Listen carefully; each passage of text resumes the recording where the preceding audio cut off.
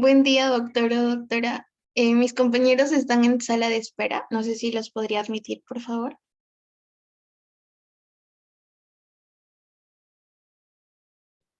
Hola, buenos días. Sí, chicos, ahora un ratito, sino que estaba subiendo la clase.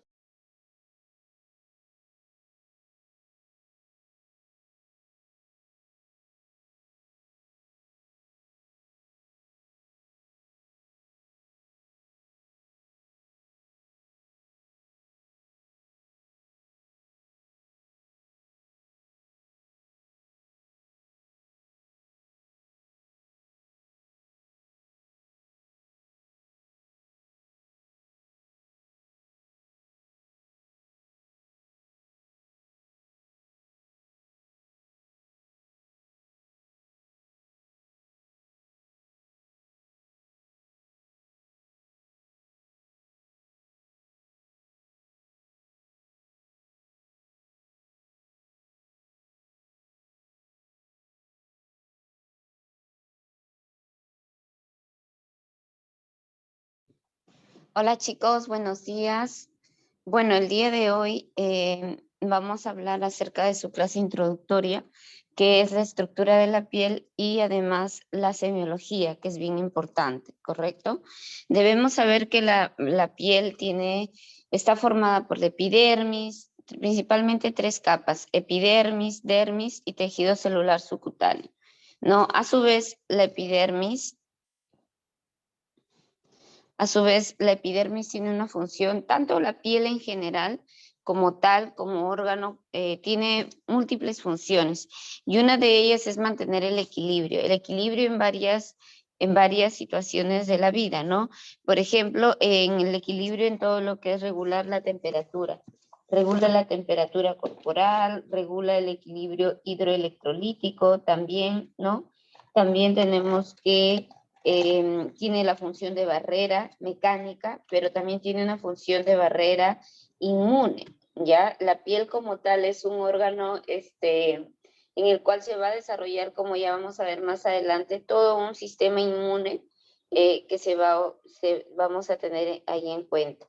También tiene función termorreguladora, ¿no? Como ya les decía, tiene la función de regulación de la temperatura, también a través de la regulación hidroelectrolítica, ¿no? Y también en la piel tenemos que hay múltiples receptores que se van a encargar de que percibamos los diferentes sentidos como el tacto, presión, temperatura, dolor, ¿no? También tiene función secretora, es decir, en la piel van a haber glándulas que van a producir una secreción determinada, que es la que nos va a permitir cumplir diferentes funciones. Como les decía, consta de tres capas bien definidas: la epidermis, la dermis y el tejido subcutáneo. Y a su vez, la epidermis va a estar constituida de otras capas, ¿correcto? Tenemos 5 capitas. La más inferior, en el lado derecho ustedes pueden evidenciar allí la presencia de la parte más eosinofílica, es la epidermis, la parte más rosadita es la dermis, ¿no? Entonces la epidermis, la parte eosinofílica, a su vez tiene 5 capas. Desde la parte más superior a la inferior vamos a tener el estrato córneo. Luego vamos a tener la capa de células, el estrato lúcido. Luego vamos a tener el estrato granuloso, el estrato espinoso, que como ustedes ven en amarillo es el más grueso, y el estrato basal, donde vamos a encontrar los queratinocitos basales, que tienen una alta actividad mitótica y van a dar origen a los queratinocitos que se encuentran en la parte superior. Acá ven, miren cómo los queratinocitos van a ir evolucionando hacia la parte superior. Conforme van evolucionando hacia la parte superior, van perdiendo su núcleo y se van aplanando, ¿no? Es lo que llamamos que tienen una diferenciación vertical. La epidermis principalmente va a tener 3 poblaciones celulares. Uno es los queratinocitos, que forman la mayor parte de población, los melanocitos y también células inmunes como las células de Langerhans, ¿no? Los queratinocitos que se encuentran en la parte de en la base tenemos que en esta zona anaranjada van a tener una alta actividad mitótica, ¿no? ¿Por qué? Porque van a ser los que van a dar origen a las capas superficiales, ¿sí? Las que son más superiores. Luego tenemos la capa espinosa o capa de Malpighi, donde es una capa que es gruesita, como ustedes pueden ver, ¿no? Las células son poliédricas y están unidas entre sí por desmosomas, ¿no? Luego vamos a tener estos desmosomas van a ser como el cemento intercelular, ¿no? Y lo que va a permitir es que haya una buena adherencia entre ellas. Van a estar formadas por múltiples proteínas, ¿no? Y luego tenemos el estrato córneo. El estrato córneo representa o está formado por queratinocitos ya aplanados que han perdido su núcleo, que están dispuestos horizontalmente y su función básicamente es constituir una barrera cutánea que evite la pérdida de agua, ¿no? Como les decía, los queratinocitos van a formar parte del 90% de la piel, ¿no? De todas las células de la epidermis y tenemos que los melanocitos van a formar el 10%. Más o menos la proporción entre queratinocitos y melanocitos es de 1/10, ¿correcto? Y las células de Langerhans, que son las que fundamentalmente van a cumplir una función inmune. Las células de Merkel también las vamos a encontrar que tienen básicamente la función de receptores táctiles y van a estar principalmente a nivel de la capa basal, o sea, profundo. Luego tenemos, como les decía, un tejido menos intenso, sinofílico, un tono más rosadito bajo, que va a formar la dermis. La dermis está formada a su vez, miren ustedes, de colágeno. El colágeno, que es aquello que se nota azul con la tinción de azul al cian, este colágeno que está en esta zona es la que le va a dar la fuerza tensil y la elasticidad. Es producida por unas células denominadas fibroblastos, ¿correcto? Y el tejido elástico también va a formar parte de la dermis. O sea, además del colágeno va a haber tejido elástico, que está formado por fibras elásticas y esas son las que le van a dar el peso seco a la matriz, ¿no? En la dermis también vamos a encontrar células, aunque menos frecuente, pero también, por ejemplo, podemos encontrar macrófagos, ¿no? También podemos encontrar mastocitos, aunque los mastocitos raramente se hallan. Si se encuentran, es que porque podría haber algo patológico, ¿correcto? La hipodermis, que es la parte más profunda, que contiene grasita y va a albergar las estructuras foliculares, ¿no? Luego tenemos un plexo vascular profundo y un plexo vascular superficial. Estos van a estar a nivel de la dermis, porque la epidermis es avascular. Se va a nutrir por difusión a partir del plexo vascular superficial y profundo que se encuentra en la dermis. Los corpúsculos, vienen todos los receptores de sensibilidad. Tenemos los corpúsculos de Pacini, correcto, que van a ser los responsables de la sensación de vibración. Los corpúsculos de Meissner, que van a estar ubicados en la dermis papilar, ¿no? Principalmente en las zonas palmoplantares, y estas van a tienen que ver con la sensibilidad táctil fina. Luego tenemos también los corpúsculos de Ruffini, correcto, y este va a ser los responsables de la sensación de calor. Los corpúsculos de Krauss, que van a ser los que son responsables de la sensibilidad del frío, ¿no? Y entre los anexos cutáneos que vamos a encontrar en la dermis tenemos al folículo pilosebáceo, que va a ser el pelo, la estructura del pelo, con su glándula sebácea que drena en él con el músculo erector, ¿correcto? Glándulas sebáceas van a haber por todo el cuerpo, excepto palmas y plantas donde van a haber glándulas écrinas. Generalmente el control de las glándulas sebáceas es hormonal, ¿correcto? Estas glándulas sebáceas lo que producen es sebo humano y van a estar formados por múltiples ácidos grasos, como ustedes pueden ver, y muchas veces se sobrecoloniza de una bacteria que es el Propionibacterium agnes y el hongo Pityrosporum ovale o Malassezia. Las glándulas écrinas que se van a localizar sobre todo en la zona de las palmas y las plantas, ¿correcto? Y generalmente, estas glándulas sudoríparas apócrinas son las que van a desembocar en el folículo pilosebáceo y van a estar sobre todo en la zona de las pliegues, ¿no? Axila, zona perianal, ¿no? Y es la que va a drenar al folículo piloso, ¿no? Y las glándulas apócrinas tienen un tipo de secreción por decapitación, como ustedes pueden ver, y es inervado por las fibras adrenérgicas. Las glándulas endocrinas son las que directamente es un solo conducto que va a desembocar en la piel, sobre todo va a estar en las palmas y en las plantas, ¿no? Y estas glándulas endocrinas van a tener una secreción merocrina, es decir, sin destrucción de la propia glándula, ¿no? Y va a estar inervada por fibras colinérgicas, ¿no? Acetilcolina.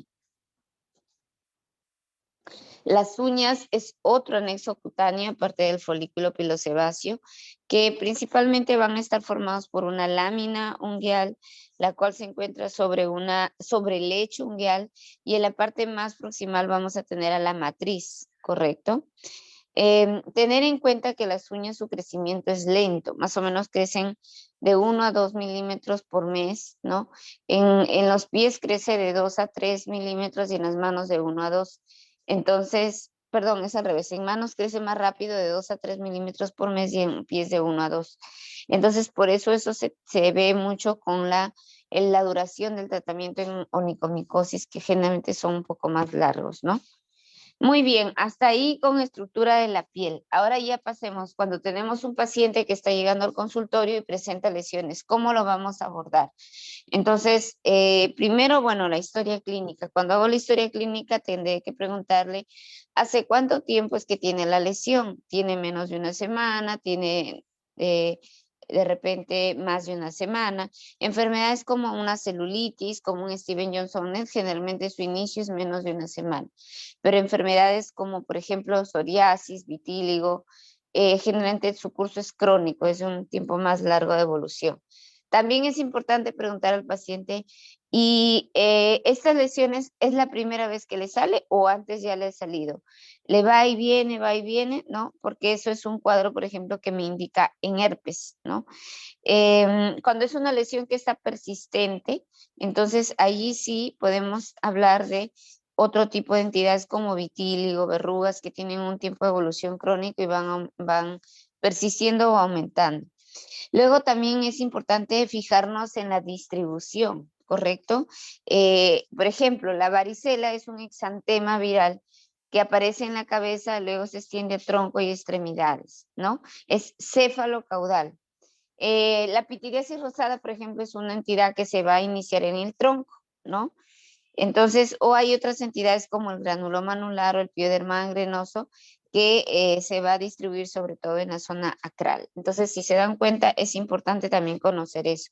También es importante definir en qué zonas de la piel está la lesión. Por ejemplo, en zonas fotoexpuestas, erupción polimorfa solar, urticaria solar, que son formas de fotodermatitis, por lo tanto van a distribuirse en las zonas fotoexpuestas. Luego hay otras entidades que se desarrollan sobre todo en el área intertriginosa, en pliegues, ¿no? Y, por ejemplo, cándida, intertrigo candidiásico, y hay entidades que se desarrollan en las áreas seborreicas, ¿no? Por ejemplo, ¿y cuáles son las áreas seborreicas? Cuero cabelludo, cara, zona T de la cara, pecho, espalda. Por ejemplo, un pénfigo foliáceo en su modalidad seborreica se va a localizar en esas zonas.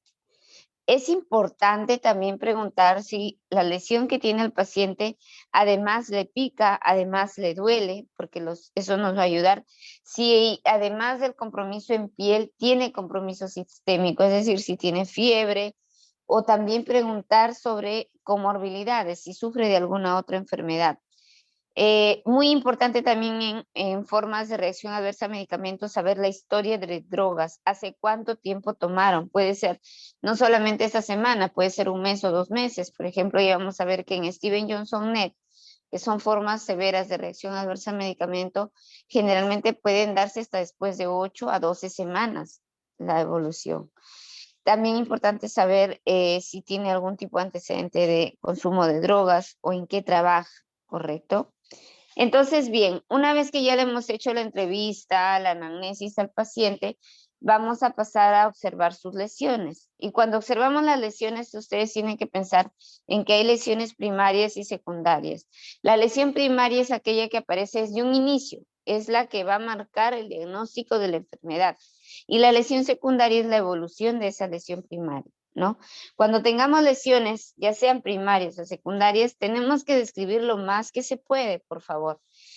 Tenemos que describir qué tamaño tienen, qué forma tienen, si la superficie es lisa o es áspera, si es continua o discontinua, los bordes son regulares, irregulares, es suave, es blanda, es dura, tengo que palpar, ¿no? Tengo que examinar si las lesiones solo son ahí o hay más lesiones. Entonces, todo eso hay que tener en cuenta. Como ya les dije, la lesión primaria es la que sale inicialmente y la lesión secundaria es la que continúa después de la modificación de una lesión primaria. Tenemos dentro de las lesiones primarias, primero las máculas o las manchas. Algo práctico que uno hace es deslizar la mano sobre la piel y si sientes áspero, entonces ya no es una mancha o mácula, porque ya hay cambio en la elevación. En mácula o mancha no hay cambio, ¿correcto? Entonces, las máculas, entre mácula y mancha, la diferencia es que el tamaño, menos de 1 centímetro la mácula, más de 1 centímetro la mancha.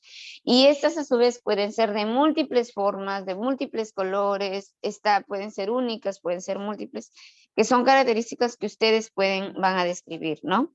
Ajá, ejemplo, por ejemplo, acá de máculas o manchas,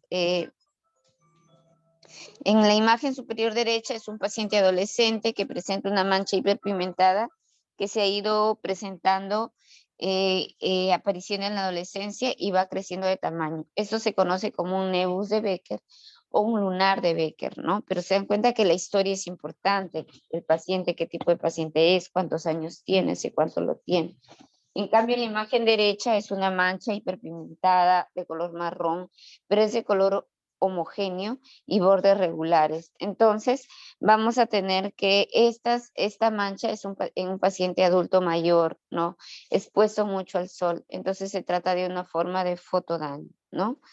Em, Igual también este paciente que vemos máculas y pápulas en la espalda, tenemos antecedente de uso de corticoides, entonces se trató de una reacción acneiforme. Otros ejemplos de manchas. Recuerden en vitíligo, en el lado izquierdo, las manchas de vitíligo son totalmente sin nada de color, o sea, son manchas acrómicas. Además, también en el lado derecho vamos a ver la presencia de máculas hipopigmentadas en zonas fotoexpuestas en pacientes mayores. Esto es producto de la expresión del daño del sol, ¿no? Y también se expresa como manchas. Bien, entonces una vez que ya hemos visto las lesiones que son planas, vamos a ver las que se elevan. Y dentro de las lesiones elevadas, aquella que es elevada de contenido sólido, no contenido líquido, contenido sólido, tenemos y mide menos de 1 centímetro es la mácula, ¿no?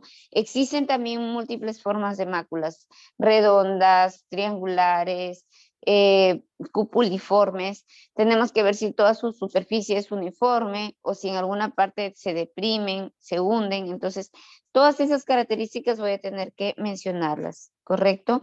Ejemplo de pápulas, por ejemplo, santocrómicas, que son color piel o amarilla. Vamos a ver la presencia en la imagen del paciente. Son pápulas de color piel, pero ustedes ven en el centro que es un poco deprimido, ¿no? Umbilicado, son pápulas umbilicadas o parecidas al molusco contagioso que está en la derecha, que es en un niño. Se le llama también molusco light, pero el contexto clínico de este paciente es diferente. Es un paciente inmunosuprimido por VIH que tiene baja de peso, dolor intenso, cefalea muy intensa, ingresa a la emergencia por eso y además tiene estas lesiones en piel. Entonces, haciendo unidad clínica, es un paciente que tiene lo de la cabeza con cefalea intensa, es un tipo de meningoencefalitis por criptococo, es una meningoencefalitis que da un dolor muy intenso. Y además, pues las lesiones en piel se tratan de una micosis profunda, criptococosis cutánea, ¿no? Entonces, si se dan cuenta, el contexto clínico es súper importante. Acá otros ejemplos de, por ejemplo, pápulas múltiples eritematosas en la paciente, pero que van a estar escoriadas, porque a veces el paciente se lo peñisca, entonces genera ya manchas, ¿no? Pero ese es un ejemplo de pápulas también. O en la imagen derecha, miren ustedes, en la imagen superior van a ver que es una lesión papular eritematosa, pero tiene como una costra en su superficie, mientras que la de abajo Es una lesión también papular, vascular, pero tiene una superficie lisa totalmente. ¿Qué nos dice la de arriba? Que la costra hace de que sangre fácil, entonces una lesión de fácil sangrado. Sin necesidad de preguntar al paciente, a través de lo que yo estoy viendo, puedo también intuir, pero igual siempre hay que conversar con el paciente. Otros ejemplos de pápulas, color violáceo, que es en este caso un poco deprimido, compatible con un lago venoso, o en imagen de la derecha arriba, es un melanoma que evolucionó a un melanoma nodular en el centro, como ustedes ven, y en la imagen de abajo hay un aumento de volumen del miembro inferior, hay pápulas color violáceo, ¿no? Entonces se trata de de un sarcoma de Kaposi, ¿no? Otra lesión elevada, pero que se parece a la pápula, pero es una placa porque es muy extensa en su superficie, es aquella que mide más de 1 centímetro, ¿correcto? Ejemplo de placa por excelencia, la psoriasis. Acuérdense que en psoriasis hay una proliferación aumentada de queratinocitos y esto hace que se acumule mucho estrato córneo en la superficie y le da ese aspecto nacarado, blanquecino, a los pacientes que tienen psoriasis, ¿no? Otros ejemplos, por ejemplo, en esta placa de esta imagen del lado derecho, derecho superior, vamos a tener que las placas característicamente tienen bordecitos como en nubecita, festoneados, circinados. Esto es parte de la tiña corporis, ¿correcto? Acá está, en esta imagen, miren ustedes, ahí vamos a ver el borde como es ondeadito, festoneadito. Entonces, eso es muy importante para diagnosticar en este caso una tiña, ¿correcto? Otra lesión también elevada, pero que donde predomina más la profundidad sobre la elevación, es el nódulo. El nódulo más que se ve se palpa porque es más profundo, ¿correcto? Por ejemplo, acá en el lado derecho, una imagen de nódulo es un paciente con una lesión tumoral con centro ulcerado. Es probable que se trató de un carcinoma epidermoide tipo queratoacantoma, que es un tumor de crecimiento rápido. Otros ejemplos de nódulos tenemos, por ejemplo, el nódulo en un carcinoma vasocelular que ya se hace pigmentado, ¿no? O en un hemangioma infantil también. Otra lesión elemental elevada, pero cuyo contenido ya no es líquido, sino es un contenido inflamatorio, son las pústulas. Recuerden que pústula es igual a, no toda pústula es igual a infección. Hay pústulas de origen infeccioso, ya sea por bacterias, por ejemplo, estafilococemia diseminada, ya sea por virus, por ejemplo, varicela también me da pústulas, y ya sea por hongos, por ejemplo, una paciente que tiene candidiasis en todo el cuerpo diseminada, también se trata de una pústula, ¿no? Entonces, contenido inflamatorio. No toda pústula es igual a infección, no toda pústula es igual a darle antibiótico. Va a depender del tipo de pústula a la que yo me estoy enfrentando y como ya les mencioné, existen varios tipos, ¿no? Otra lesión elemental elevada es la vesícula. La vesícula es una lesión elevada, pero tiene un contenido líquido. Cuando esa vesícula crece más de 1 centímetro, de 1 a 5, entonces llamamos ampollas, ¿no? Si ustedes se fijan acá son vesículas de contenido claro, de base roja, eritematosa, y que están agrupadas están formadas en grupitos, ¿no? Si ustedes lo ven, un grupito acá, otro grupito acá, otro grupito. Entonces, todas estas van a formar parte de un dermatoma, ¿sí? Y además el paciente va a presentar dolor, entonces se trató de un herpes. Otra lesión, bueno, que ya les mencioné, la ampolla que mide más de 1 centímetro y la flictena más de 5. Otra lesión es la roncha o abón. Hay que tener cuidado con esta lesión. Esta lesión me caracteriza o es la lesión única y elemental de la urticaria. No puedo decir que un paciente tiene urticaria si no tiene ronchas, pero debemos considerar que las ronchas duran menos de 24 horas, no duran más allá, no dejan manchas, ¿correcto? Entonces, es una lesión evanescente, ¿ya? Acá, por ejemplo, tenemos evidencia de ello. Y los tumores, que son lesiones más grandes, que ya producen distorsión de la arquitectura normal de la piel. Lesiones secundarias. Las lesiones secundarias, como les dije, van a resultar de la evolución o modificación de una lesión primaria.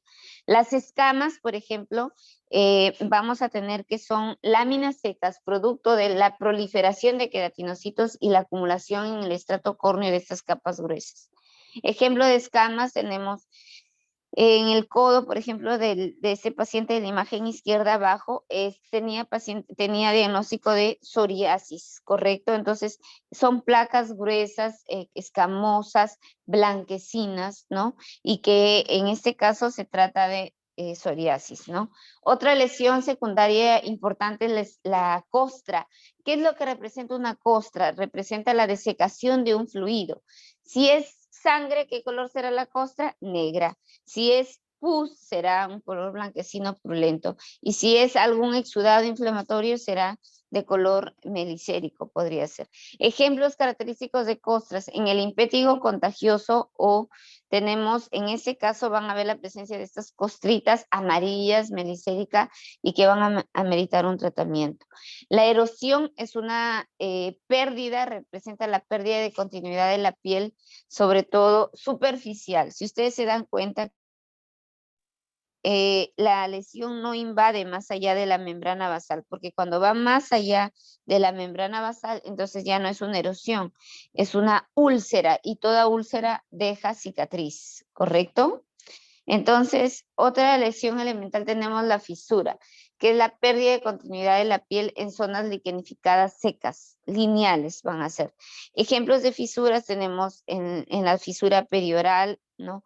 En los dedos o en la zona de los pliegues. Por eso es importante hacer un diagnóstico un poquito más profundo, preciso, para definir bien.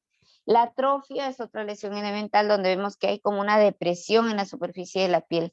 Y eso es porque hay un déficit de producción de colágeno, correcto, de la parte de abajo.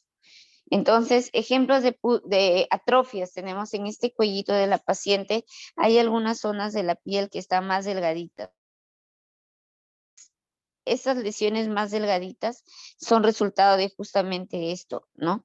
Entonces, también en la zona genital vamos a ver que hay la presencia incluso de un pigmento blanquecino, pero si uno lo toca hay cambios en la consistencia, entonces eso va a favor de atrofia. La cicatriz, existen dos formas de cicatriz, ¿no? Una hipertrófica, que es la que se va a localizar en la misma zona de la herida, pero crece más grande de lo usual. Y la queloide. El queloide es una lesión mucho más grande que se va más allá del límite de la cirugía y genera estas lesiones tumorales de superficie lisa, ¿correcto? Entonces, el diagnóstico topográfico, la dispersión, la distribución de las lesiones es importante tenerlas en cuenta. También saber si las lesiones se están agrupando, si son lineales, si son arciformes, ¿no? Y existen ciertos signos clínicos que son propios de algunas enfermedades, por ejemplo, como el signo de Darier, que es propio de la mastocitosis, donde hay un aumento de mastocitos a nivel de la dermis papilar. Y lo que hace uno es frota la piel y vamos a ver que aparece la lesión, una lesión ronchoide. Entonces, se trató de un paciente con una mastocitosis. Luego tenemos el signo de Auspitz o rocío sangrante. Al raspar una lesión de psoriasis, se va a ver la presencia de los vasos sanguíneos, porque esos son los que van a irrigar para que se siga generando mayor cantidad de placas gruesas. El fenómeno de Kepner presente en algunas patologías como verrugas, como psoriasis, como vitíligo, que es una entidad en la cual la lesión elemental se desarrolla muy similar en donde hay algún traumatismo o maniobra. El signo de Nikolsky, que representa la separación intercelular, luego de hacer una presión sobre la piel sana, voy a ver que hay una separación y esto se debe a que hay un mal alineamiento de los queratinocitos o son estos atacados por algunos anticuerpos. Métodos clínicos. Antes se usaba la lupa, pero hoy más usamos el dermatoscopio. El dermatoscopio es muy importante para nosotros los dermatólogos y nos va a permitir precisar las características de una determinada lesión pigmentada en un paciente determinado, ¿no? La diascopía nos permite distinguir si se tratan de lesiones de aspecto vascular. La lámpara de Good, muy importante, es una lámpara que da una luz azul y que nos va a permitir distinguir, por ejemplo, una mancha de vitíligo en un paciente joven de color de un tono bajo, ¿no? Entonces, eso hay que tenerlo en cuenta. ¿Qué más tenemos? ¿El raspado será importante? Sí, puede ser importante, sobre todo cuando uno quiere descartar tiños. Para acarosis no sirve, así que no les lleve al desvío si piensan en acarosis y de pronto tienen un resultado negativo. ¿no? El citodiagnóstico también es algo importante que la puedan hacer. Consiste en raspar con el bisturí solo las células superficiales. Y estas le hacemos un extendido, las metemos en alcohol para fijar y las llevamos al patólogo. Y es donde vamos a ver, por ejemplo, esa célula grande, multinucleada, con varios núcleos. Esto es compatible con un test de sangre. Las biopsias, existen múltiples tipos de biopsias, en puncha, en afeitado, excisional. El tipo de biopsia que voy a elegir va a depender de la entidad que tenga mi paciente. Y la inmunofluorescencia, que es una atención especial que se realiza a ciertas láminas, por ejemplo, a pacientes con lupus, con pénfigo, porque en la inmunofluorescencia lo que nos va a marcar son las inmunoglobulinas que van a atacar, en este caso, la zona de los, digamos, la unión entre los queratinocitos. Entonces, con la inmuno voy a ver qué tipo de inmunoglobulina está y en qué zonas está. Y según eso me va a ayudar para el diagnóstico. Muy bien, chicos. Entonces, ¿hasta ahí alguna pregunta, alguna duda?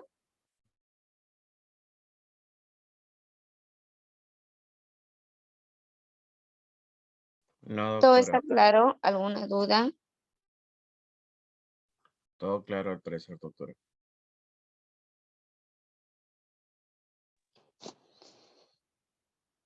Muy bien, entonces si todo está claro, de aquí les voy a mandar sus casos clínicos para que empiecen a desarrollar para la noche. Lo que van a hacer básicamente es describir los tipos de lesiones que están viendo, elementales, todo lo que puedan describir de una de ellas, ¿no? De las de ellas, todas las que tiene el caso, y según eso evaluamos. ¿Estamos de acuerdo?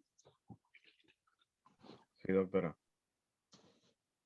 Muy bien, si todos están de acuerdo y no hay ninguna interrogante o pregunta, damos por Doctora, finalizada la clase. una Diga, consulta. Buenos diga. días. Ayer le hablé por WhatsApp. ¿Por ahí Ya. lo va a pasar lo que debemos resolver, doctora?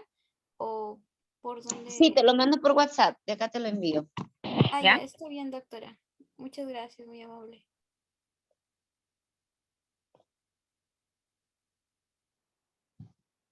Muy bien, Doctora, chicos. Diga, disculpe, una consulta. ¿Los casos van a ser desarrollados de forma individual o grupal?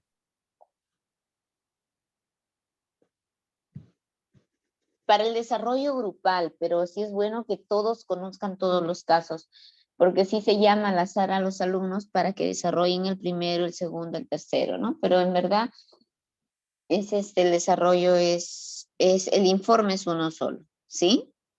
Porque son un solo grupo, ¿no? Sí, doctora. Muchas gracias. Ujú. Muy bien, chicos, damos por finalizada la clase de hoy entonces y nos vemos el día que ya me toque a mí nuevamente clase, ¿sí? Cuídense, un Está besito, bien, chao, chao. doctora. Gracias, hasta luego. Hasta luego, Gracias. doctora. Muchas Hasta gracias. luego, doctora. Hasta luego, doctora.